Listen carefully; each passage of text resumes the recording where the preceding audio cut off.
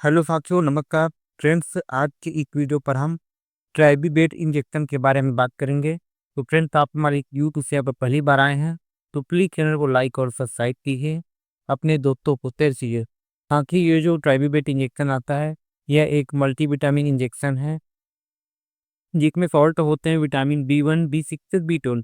इसमें vitamin B1 होता है थायमिन हाइड्रोक्लोराइड या 50 mg होता है।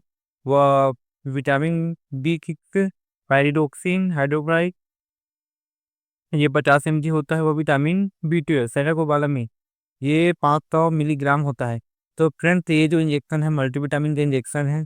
इस इंजेक्शन के जैसे हम पशु में उपयोग के बारे में बात करें तो आप सभी प्रकार के एनिमल्स गाय भैंस भेड़ बकरी गधा जितने भी एनिमल हैं, डॉग हैं, उसमें यूज किया जा सकता है। गाय भैंस भेड़ बकरी सूअर कभी में यूज किया जा सकता है। और ये जो इंजेक्शन का हम जैसे उपयोग करते हैं, तो इस इंजेक्शन का उपयोग आप पशुओं में जितने भी ब्लड प्रोटोजोआ डिसीज हैं जैसे कि थैलेरिया है, बुवेसिस है या टैप्नोसोमियोसिस है, इसमें यूज किया जा सकता है। या एनाप्लाज्मोसिस है, इसमें बहुत अच्छा रिजल्ट देखने को मिला होता है। क्योंकि पशुओं में जो कमजोरी हो ही रहे मतलब होती है ब्लड प्रोटोजोआ डिसीज के कारण, वो बहुत जल्दी इससे ठीक हो जाता है कमजोरी ना। और पशु भी कोई भी प्रकार का अगर वीकनेस है कमजोरी है, पशु अच्छे से खाना पीना नहीं खा रही है, तो आप उस कंडीशन में आप इसका यूज कर सकते हैं। साथ ही साथ पशुओं में अगर पशु में कोई भी नर्वाइकल डिसीज है या पशुओं में नर्व से संबंधित समस्या है, अगर नर्व पैरालिसिस है या तंत्रिका तंत्र से संबंधित कोई भी समस्या है, उसे आप इसका यूज कर सकते हैं।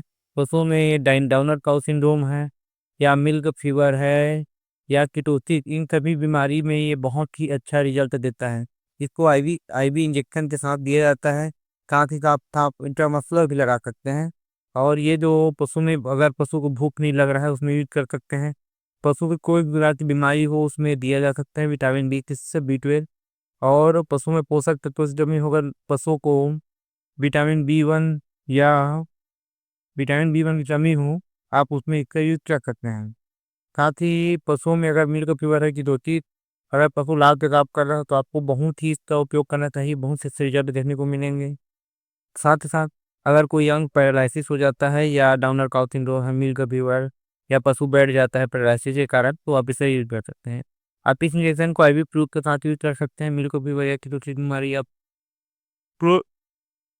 पोस्ट पॉस्चुरेट हीमोग्लोबिन में। साथ ही साथ अगर पशु को मेटाबॉलिक डिसीज है, चाहे कोई भी प्रकार की मेटाबॉलिक डिसीज है, चाहे सिंपल इंडाइजेशन हो या कॉन्स्टिपेशन हो या डायरिया हो, आप 10 समय भी इसका यूज कर सकते हैं।